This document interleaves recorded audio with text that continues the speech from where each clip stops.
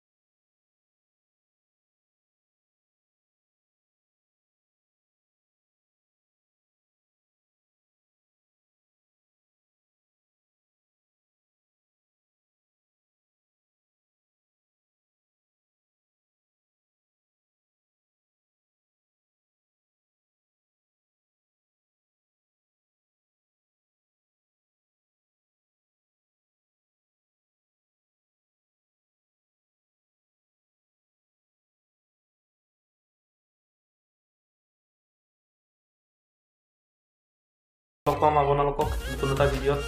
আকৌ কিবা ভাল ভাল আপোনালোকক জনাবলৈ চেষ্টা কৰিম এতিয়ালৈ বিদায় লৈছোঁ ধন্যবাদ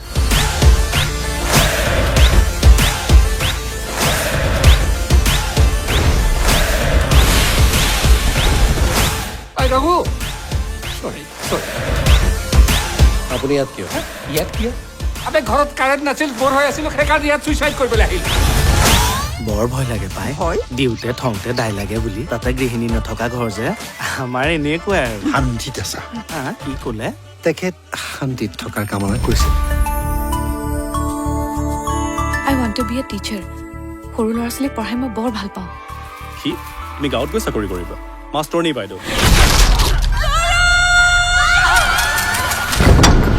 পুলিচে কৈছে তাইৰ মৃত্যু হৈছে বুলি কিন্তু মোৰ অন্তৰে কৈছে তৰা এতিয়াও জীয়াই আছে এইটো ছুইচাইড নহয় মাৰ্ডাৰ